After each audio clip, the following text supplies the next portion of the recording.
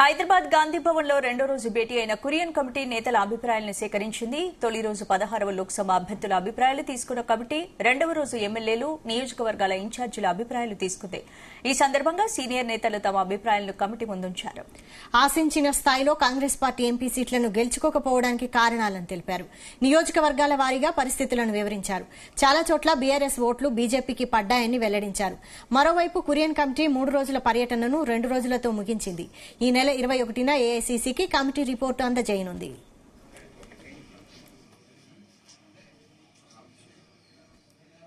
కామారెడ్డి కాన్స్టిట్యూన్సీలో ఎట్లా జరిగింది, parliament Zaheerabad parliament and Nizamabad parliament ఏం జరిగింది అని చెప్పినారు. నా కాన్స్టిట్యూన్సీ మట్టుకే క్వశ్చన్ ఇస్తారు. నిజామాబాద్ లో నాకు 60,000 ఓట్లు వచ్చినుండే అసెంబ్లీలో. పార్లమెంట్ లో 96,000 అంటే 36,000 ఓట్లు పెరిగినాయి మాకు. అంటే 17,000 మెజారిటీ నిజామాబాద్ అర్బన్ లో పార్లమెంట్ చూపించినాను. అలాగే మన కామారెడ్డిలో కూడా అసెంబ్లీకి ఇప్పుడు పార్లమెంట్ 12,000 అక్కడ కూడా పెరిగింది మెజారిటీ కామారెడ్డిలో కూడా. 2 కాన్స్టిట్యున్సీలో కూడా నేను ఇన్ఛార్జ్ 2 చూస్తున్నాను. ఎందుకంటే మన గౌరవ ముఖ్యమంత్రి గారు ముఖ్యమంత్రి అయిపోయినారు కాబట్టి కామారెడ్డి నా పాతది, నా జన్మించిన కాన్స్టిట్యున్సీ. దాంట్లో 12,000 వచ్చినాయి. నిజామాబాద్ ప్రాపర్లో 17,000, అర్బన్ నిజామాబాద్లో 17,000 మెజార్టీ వచ్చినాయి. టోటల్గా మరి చూస్తే మన గతంకి ఇప్పటికి అసెంబ్లీకు పార్లమెంట్కు 36,000 ఓట్స్ పెరిగినాయి. ఇక్కడ 12,000 ఓట్లు ఇక్కడ పెరిగినాయి. కురియన్ కమిటీ గారు అందరు ఎమ్మెల్యేలు కలవాలంటే నాకు కూడా మెసేజ్ ఇచ్చిండ్రు. పార్లమెంట్ ఎన్నికల్లో జరిగిన ఎన్నికల సందర్భంగా ఏ విధంగా జరిగిందనే అభిప్రాయం తీసుకుంటేందుకు నేను భువనగిరి పార్లమెంట్ ఇన్ఛార్జ్ గా ఉన్నా కాబట్టి ఆ పార్లమెంట్ సీట్ గెలిపించిన ఒక ఎమ్మెల్యేగా వండుకుంటూ మునుగోడు మాజీ పార్లమెంట్ సభ్యునిగా నాకు ఇచ్చిన బాధ్యతల్ని పార్లమెంట్ ఇన్ఛార్జ్ గా 2,22,000 మేయర్తో గెలిపించడం చెప్పడం జరిగింది. మిగతా ఎమ్మెల్యేలు కూడా మా భువనగిరి పార్లమెంట్ లో మిగతా ఎమ్మెల్యేలు కూడా అందరూ కూడా సహకరించి పార్లమెంట్ అభ్యర్థి చామల కిరణ్ కుమార్ రెడ్డి గెలుపు కోసం మేమందరం యునైటెడ్ గా ఐకమత్యంతో 6 ఎమ్మెల్యేలము, అక్కడ ఓడిపోయిన ఎమ్మెల్యే కొమ్మూరు ప్రతాప్ రెడ్డి 7 కూడా కలిసికట్టుగా పనిచేసినాం. కాబట్టి అది Bhuvanagiri parliament seat BJP Bunnarsaiah Goud garu గెలుస్తారనే టాక్ ఉండే. నేను ఇన్ఛార్జ్గా పోయిన తర్వాత మా ఎమ్మెల్యేల సహకారంతో ప్రతి ఇల్లు కూడా కష్టపడి మేము ఏ విధంగా అయితే మా ఎన్నికల సందర్భంగా మేము ఎట్లా కష్టపడ్డామో అంతకంటే రెట్టింపు కష్టపడ్డాం. ఎందుకంటే ఉదాహరణకు మునుగోడు నియోజకవర్గంలో అసెంబ్లీ ఎన్నికల్లో నాకు 40,000 మెజార్టీ వచ్చింది. అదే పార్లమెంట్కి వచ్చేసరికి 54,000 మెజార్టీ తీసుకొచ్చినాం. అంటే నెల రోజుల పాటు రాత్రి పగలు నిద్రపోకుండా నేను కూడా అక్కడే ఉండి మునుగోడుతో పాటు మిగతా 6 అసెంబ్లీలు పార్లమెంటు ఇన్ఛార్జిగా ఎంపీ క్యాండిడేట్ ఎమ్మటి రాత్రి మగలు కష్టపడ్డాం కాబట్టి ఆ గెలుపు సాధ్యమైంది.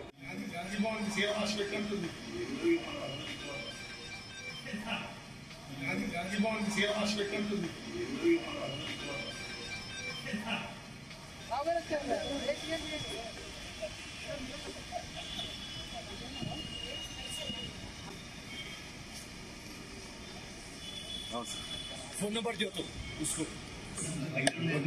ओके.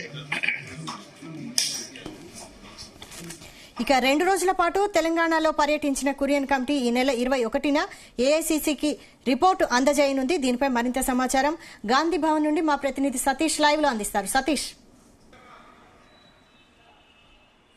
వైశాలి, తెలంగాణలో కురియన్ కమిటీ అభిప్రాయ సేకరణ ముగిసింది. 3 రోజుల పర్యటన కాస్త 2 రోజుల పర్యటనతోనే ముగించారు. ఈ యొక్క 2 రోజుల పర్యటనలో నిన్న 16 లోక్సభ అభ్యర్థుల అభిప్రాయాన్ని కూడా కురియన్ కమిటీ సేకరించింది. ఈ రోజు నియోజకవర్గ ఎమ్మెల్యేలు, నియోజకవర్గ ఇన్ఛార్జీల అభిప్రాయం కూడా తీసుకుంది. మేజర్గా ఇటు 17 పార్లమెంట్ స్థానాల్లో కాంగ్రెస్ 8 స్థానాలు గెలిచింది, 9 స్థానాల్లో ఓడిపోయింది. కాబట్టి మేజర్గా ఓడిపోయిన స్థానాల్లో ఓడిపోయిన గల కారణాలు ఏంటి, అక్కడ మెజార్టీ ఎందుకు తగ్గిందనిపై కూడా కురియన్ కమిటీ అభిప్రాయ సేకరణ చేసింది. ఇందులో మేజర్గా నిన్న 16 లోక్సభ అభ్యర్థుల అభిప్రాయాన్ని కూడా తీసుకుంది. అదేవిధంగా ఈరోజు ఎమ్మెల్యేలతో పాటు నియోజకవర్గ ఇన్ఛార్జీల అభిప్రాయం కూడా తీసుకోవడం జరిగింది. అయితే మేజర్గా ఇటు తెలంగాణలో కాంగ్రెస్ గవర్నమెంట్ ఏర్పడిన తర్వాత, అసెంబ్లీ ఎలక్షన్ తర్వాత మరి పార్లమెంట్ ఎన్నికల్లో 12 నుంచి 14 స్థానాలు గెలవాలని కూడా ఏఐసిసి నేతలు టార్గెట్ పెట్టుకుంటున్నారు. ఇదే విషయాన్ని కూడా రాష్ట్ర నేతలు కూడా దిశానిర్దేశం చేశారు. కానీ పార్లమెంట్ ఎన్నికల్లో కాంగ్రెస్ 8 స్థానాలతోనే సరిపెట్టుకుంది.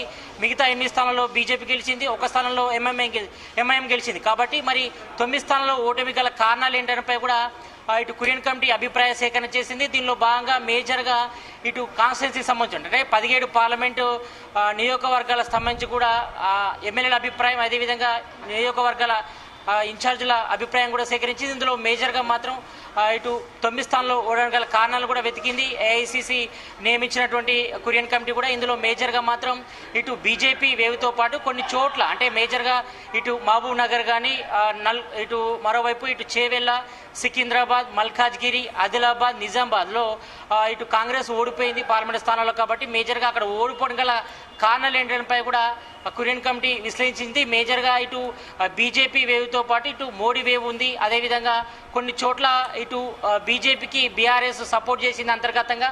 కాబట్టి ఎక్కువగా కొన్ని బీఆర్ఎస్ సంబంధించిన ఓట్లు కూడా బీజేపీకి డైవర్ట్ అయ్యాను కూడా కురియన్ కమిటీకి కూడా తమ అభిప్రాయాన్ని కూడా తెలియజేశారు. నిన్న 6 లోక్సభ సంబంధించిన అభ్యర్థులు, అదేవిధంగా ఈరోజు ఎమ్మెల్యేలు నియోజకవర్గ ఇన్ఛార్జ్ కూడా చెప్పడం జరిగింది. అయితే మేజర్గా కొంతమంది తమ అభిప్రాయం కూడా కురియన్ కమిటీ కూడా చెప్పారు. ఎందుకంటే దాదాపుగా ఇటు పార్లమెంట్ ఎలక్షన్స్ కోడ్ వచ్చిన తర్వాత లాస్ట్ 10 డేస్లోనే కొంతమంది అభ్యర్థులను కూడా ప్రకటించడం కూడా కొంతవరకు కాంగ్రెస్కు మైనస్ అయిందని కూడా కొంతమంది ఎమ్మెల్యేల అభ్యర్థులతో పాటు కొంతమంది పార్లమెంట్ అభ్యర్థులు కూడా చెప్పడం జరిగింది. ఎందుకంటే లాస్ట్ టైంలో ఇటు కరీంనగర్ అభ్యర్థిని మార్చడం, ప్రకటించడం కానీ కొన్ని చోట్ల ప్రకటించడంపై కూడా ఇది కొంచెం కాంగ్రెస్కు కొంచెం ఎఫెక్ట్ చూపించింది. దీనిలో భాగంగానే అప్పటికే ఇటు బీఆర్ఎస్ కానీ బీజేపీ కానీ ఇటు ప్రచారంలో కూడా దుంకుడు పెంచింది. కానీ కొన్ని పార్లమెంట్ స్థానాల్లో మాత్రం అభ్యర్థులను లేటుగా ప్రకటించడం కూడా కొంతవరకు ఓటమి కూడా కారణమే అని కూడా చెప్తున్నారు. అదేవిధంగా ఒకవైపు ఇటు బీజేపీ వేవ్తో పాటు ఇటు మోడీ హావా కూడా కొనసాగిందని కూడా చెప్తున్నారు.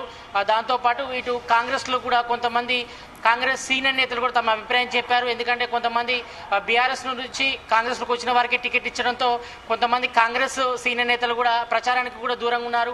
కొన్ని చోట్ల ప్రచారం కూడా చేయలేకపోయారు. దీంతో అసంతృప్తి ఉన్న విషయాన్ని కూడా బహిర్గతం కూడా చెప్పారు. మరోవైపు ఇటు సామాజిక సమీకరణలో భాగంగా కొంతమందికి టికెట్లు ఇవ్వడంలో కూడా ఇటు రాష్ట్ర టీపీసీ నేతలు కూడా కొంతమంది విఫలం చెందారు.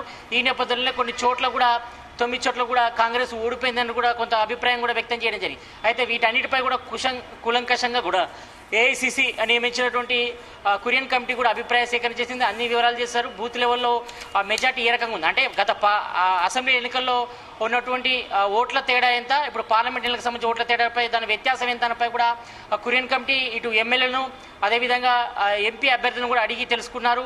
మరి వ్యత్యాసం గల కారణాలు ఏంటి, ఎక్కువగా హెచ్చు తగ్గుదలు ఎందుకు వచ్చాయి, మరి తెలంగాణ కాంగ్రెస్ గవర్నమెంట్ ఏర్పడిన తర్వాత మరి కాంగ్రెస్ రాష్ట్ర ప్రభుత్వం కూడా 5 గ్యారెంటీలు అమలు చేసింది. మరోవైపు ఇటు ఏఐసిసి అగ్రనేతలు రాహుల్ గాంధీతో పాటు ఇటు మల్లికార్జున్ ఖర్గే మిగతా ఇతర నేతలు కూడా ప్రచారం చేశారు. మరోవైపు పంచ్ న్యాయాంగ సంబంధించి మేనిఫెస్టో కూడా రిలీజ్ చేసింది. తెలంగాణ కోసం కూడా ప్రత్యేకంగా కాంగ్రెస్ మేనిఫెస్టోను కూడా సిద్ధం చేసింది. ఎందుకంటే ఇటు కాంగ్రెస్ కూడా చాలా ప్రెస్టేజ్ ఇష్యూగా తీసుకుంది. తెలంగాణలో కాంగ్రెస్ గవర్నమెంట్ ఉంది కాబట్టి మరి ఇక్కడ దాదాపుగా 12 నుంచి 14 స్థానాలు గెలవాలని టార్గెట్ పెట్టుకుంటే మరి ఎందుకు 8 స్థానాలే గెలవాల్సి వచ్చింది, మిగతా స్థానాలు ఎందుకు ఓడిపోయారు గల కారణాలపై కూడా అందరూ ఎమ్మెల్యేలు కానీ ఎంపీ అభ్యర్థులు కానీ కూడా తమ అభిప్రాయాన్ని కూడా వ్యక్తం చేశారు. ఎక్కువ మాత్రం కొన్ని చోట్ల బీఆర్ఎస్ బీజేపీకి సపోర్ట్ చేయడంతోనే కొన్ని ఓట్లు బీఆర్ఎస్ నుంచి బీజేపీకి డైవర్ట్ అయ్యాయి. అదేవిధంగా కొంతమంది అంతర్గతంగానే బీజేపీ బీఆర్ఎస్ కూడా కలిసి కొన్ని చోట్ల ప్రచారం చేసినట్టుగా తెలుస్తుంది. కాబట్టి ఈ ఓట్లు డైవర్ట్ కావడంతోనే ఇటు కాంగ్రెస్ అభ్యర్థులు కూడా ఓటమి చెందారంటూ కూడా కొంతమంది అభిప్రాయం సేకరిస్తారు. ఇవాళ మనం చూసాం ఇటు ఇబ్రహీంపట్నం ఎమ్మెల్యే మల్రెడ్డి రంగారెడ్డి కానీ, మరోవైపు ఎమ్మెల్యే పద్మావతి, అదేవిధంగా ఇటు మునుగోడు మునుగోడు ఎమ్మెల్యే కొమిటిరెడ్డి రాజగోపాల్ రెడ్డి, అదేవిధంగా ప్రభుత్వ సలహాదారు షబ్బీర్ అలీ కూడా తన అభిప్రాయం కూడా వ్యక్తం చేశారు. ఇటు నిజామాబాద్కు సంబంధించి కూడా ఆయన చెప్పడం జరిగింది. అయితే కొన్ని చోట్ల చాలా వరకు కూడా ఇటు బీఆర్ఎస్ బీజేపీ కలిసి అంతర్గతంగా ఒప్పందం కూర్చుకొని ఇటు కాంగ్రెస్ అభ్యర్థులు ఓటమి కూడా కారణమని కూడా వాళ్ళు చెప్పారు. కాబట్టి దాంతోపాటు ఇక మిగతా ఏరియాలో మాత్రం కొన్ని చోట్ల మాత్రం మోడీ వేవ్ అదేవిధంగా బీజేపీ వేవ్తోనే కొన్ని ఓట్లు కూడా బీజేపీ డైవర్ట్ అయ్యాయి. కాబట్టి అందులో ఓటమి చెందని చెప్తున్నారు. అయితే అసెంబ్లీ ఎలక్షన్లో మాత్రం దాదాపు 64 స్థానాల్లో కాంగ్రెస్ గెలుపొంది. కానీ మరి చాలా చోట్ల కొంచెం ఓటు బ్యాంకు మాత్రం అసెంబ్లీలో కంటే పార్లమెంట్ ఎన్నికల్లో కూడా చాలా వరకు తగ్గింది. దానిపై కూడా కురియన్ కమిటీ కూడా అభిప్రాయ సేకరణ చేసింది. దానిలో కొన్ని విషయాలపై కూడా తేడాల్సి ఉంది. ఎస్ సతీష్, అంటే ఇప్పుడు చాలా చోట్ల బీఆర్ఎస్ ఓట్లు బీజేపీకి పడ్డాయని కాంగ్రెస్ పార్టీ ఆరోపిస్తోంది. మరి ఈ ఆరోపణలను ఎలా చూడొచ్చు? ఎస్, అది ముందు నుంచి కూడా వీళ్ళు ఆరోపిస్తున్నారు. కాంగ్రెస్ సంబంధించిన సీనియర్ నేతలు కానీ సీఎం రేవంత్ రెడ్డి కూడా ఆరోపించారు. ఎందుకంటే ఇప్పటికే ఈ లిక్కర్ స్కామ్ కేసులో కవిత ఢిల్లీలో జైల్లో ఉంది కాబట్టి, తిహార్ జైల్లో ఉంది కాబట్టి మరి ఆమెను విడిపించుకునే భాగంగానే కొంచెం అంతర్గతంగా ఉన్నటువంటి ఇష్యూ మీదనే ఇటు బీఆర్ఎస్ బీజేపీ కలిసి వెళ్ళింది. ఆ విధమైన ఓట్లు కూడా బీఆర్ఎస్ నుంచి బీజేపీ వైపు డైవర్ట్ అయ్యని కూడా వాళ్ళు ఆరోపించారు. మరి దీనిపై కూడా ఇంటర్నల్గా చర్చ అయితే జరిగింది. ఇటు కురియన్ కమిటీ కూడా ఇటు ఎమ్మెల్యేలు కానీ 16 లోక్సభ అభ్యర్థుల ఎంపీలు కానీ కూడా తమ అభిప్రాయం చెప్పారు. మరోవైపు ఇన్ఛార్జీలు కూడా తీసుకున్నారు. మరోవైపు ఇక్కడ మేజర్గా ఏంటంటే చివరగా అంటే దాదాపు ఎలక్షన్స్కి దాదాపు క్యాంపెయినింగ్కి 10 రోజుల సమయం ఉండగానే చివరి దశలో దాదాపు 4 అభ్యర్థులు కూడా ప్రకటించారు. కాబట్టి అది కూడా చాలా వరకు కాంగ్రెస్ ఓటమి కూడా కారణమైంది కూడా వారి అభిప్రాయం చెప్పారు. ఎందుకంటే ఇప్పటికే బీజేపీ కానీ బీఆర్ఎస్ కానీ తన అభ్యర్థులను ముందుగా ప్రకటించింది. కానీ కాంగ్రెస్ కొంతవరకు డిలే చేసింది అభ్యర్థులను ప్రకటించడంలో.